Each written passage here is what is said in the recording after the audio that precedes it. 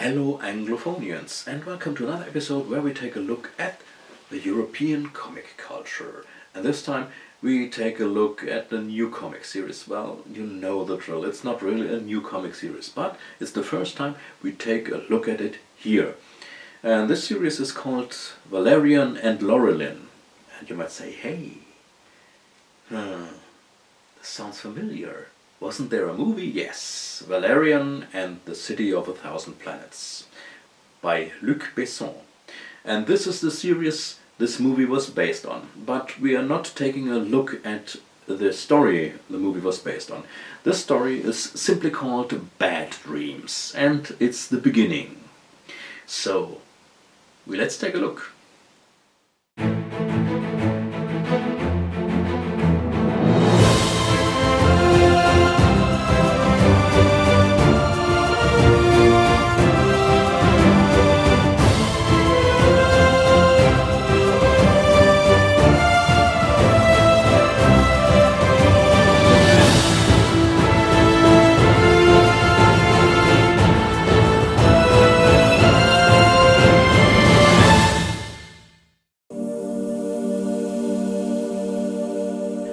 The story of Valerian and Laureline seems pretty straightforward, but you can say what you want, it was definitely not the way these stories came about. Valerian and Laureline was created in collaboration between the illustrator Jean-Claude Mézières and the author Pierre Christin.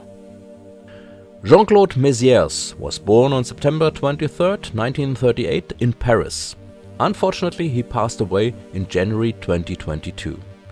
In 1953, he enrolled in the Institut des Arts Appliqués, the Institute for Applied Arts. In 1955, while still studying, he published his first comic story in a magazine. Among the magazines in which his comics appeared was the Catholic Cœur Vaillant, Valiant Hearts, as well as Spirou. At the university, he met the later famous artist Jean Giraud. His role models back then were, among others, the comic artist Gigé and André Franquin.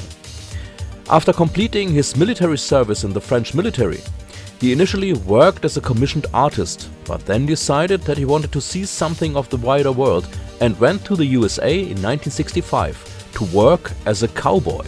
Yes, indeed. Pierre Christin was born on July 27, 1938 in Saint-Mandé, a town right outside Paris. He studied literature and political science at the Sorbonne in Paris and taught political science for a while before becoming a professor of French literature at the University of Salt Lake City in Utah. Here he came in contact with American science fiction magazines and was fascinated by authors such as Isaac Asimov, Jack Vance and John Wyndham. The first meeting between Mézières and Christin took place during the Second World War, when they had to hide in the air raid shelters during the German attacks. They also witnessed how Jewish refugees were deported, an event that shaped them for the rest of their lives. The events they witnessed in the USA, such as the civil rights movement, feminism and underground comics, were just as formative for both of them. When Mézières was short of money, he suggested that the two create a comic story together and offer it to the Paris-based comic magazine Pilote, which was founded in 1959. Eventually, two stories, Le Rhume du Punch Rum, and Comment réussir en affaires en se donnant une mal fou, How to Succeed in Business Through Hard Work, were published in 1966. With the fee they both received, they bought plane tickets and returned to France.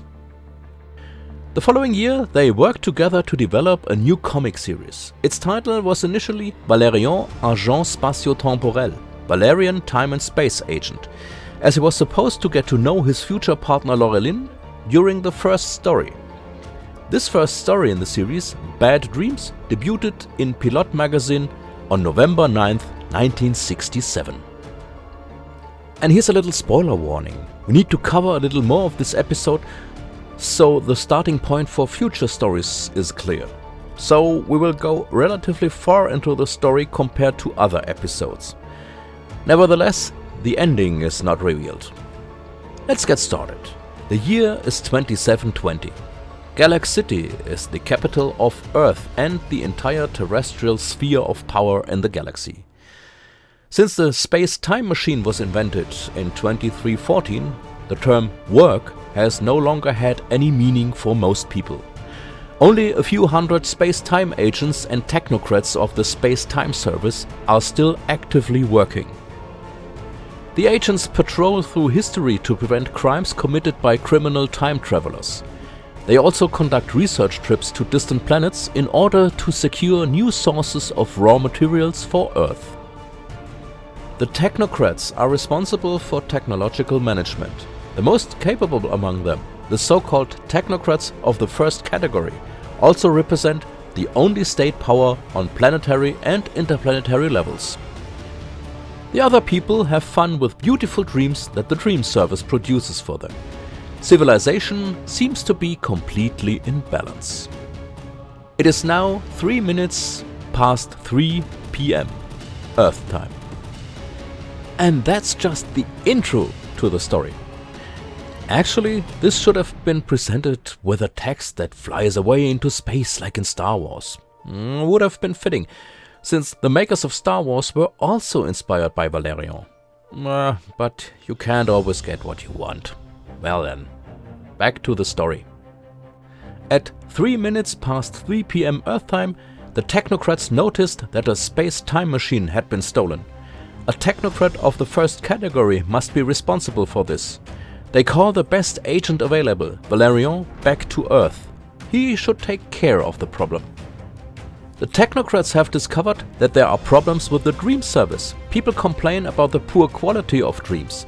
It turns out that one of the dream overseers, the technocrat Kombul, has traveled back in time with a space-time machine and appears to be interfering with the programming of the central computer. The dreams begin to turn into nightmares, as Valerian and the technocrats who accompany him discover. If this gets out of hand, Galaxity will descend into chaos. Valerian goes to Kombul's apartment and finds a book from the year 1000 with drawings of horror creatures. The technocrats discover that Kombul has indeed traveled to the year 1000. Valerian should follow him and stop him. But first he has to prepare. He receives a lesson in the appropriate history and language via a so-called thought hood that allows him to learn at lightning speed, is given clothing appropriate to the era, and then goes to the 11th century. The guard at the entrance of the 11th century says that Kombul ambushed him and robbed him, then rode west to a place called the Enchanted Forest.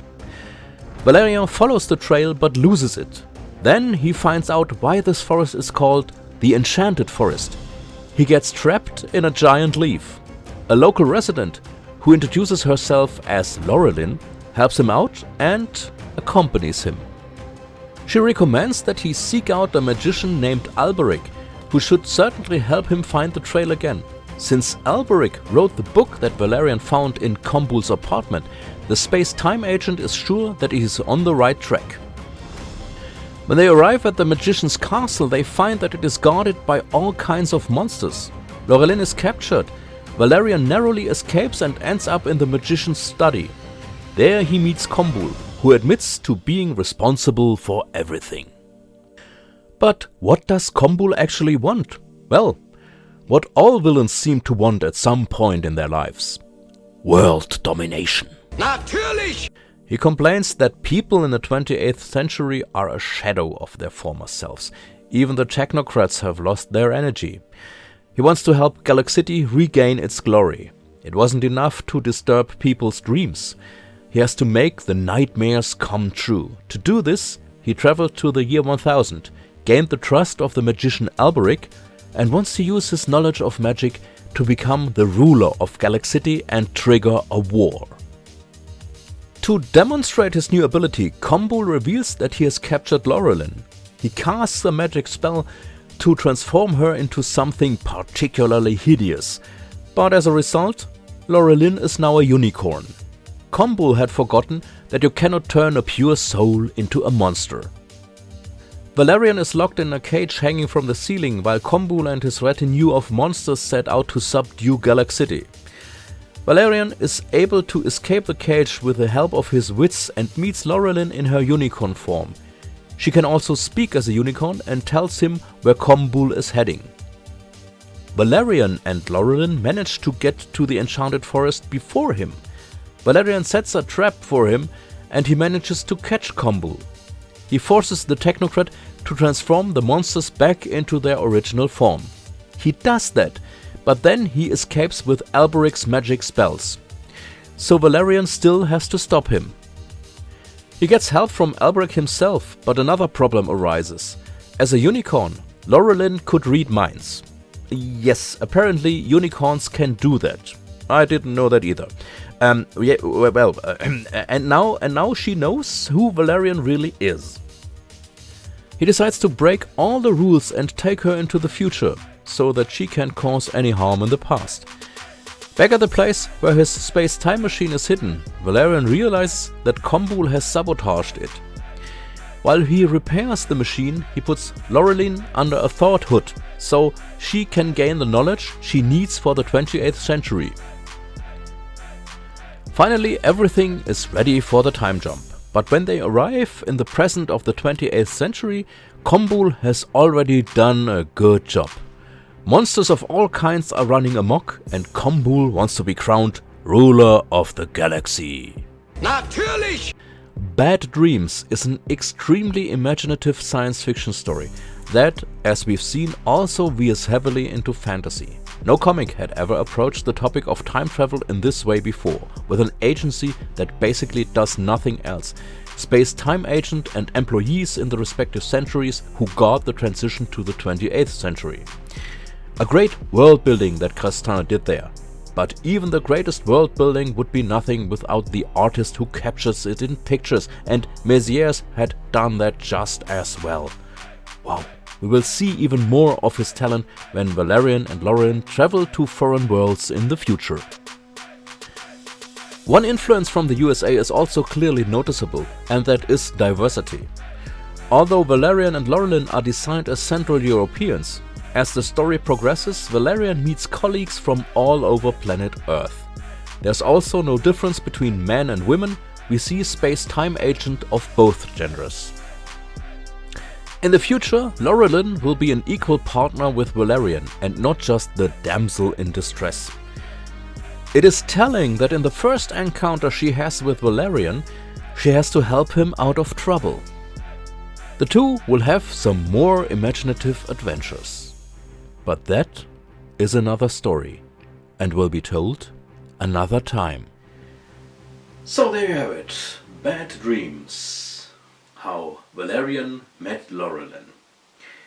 Okay, that's all for today. Next time we take another look at the history of the Europa Park.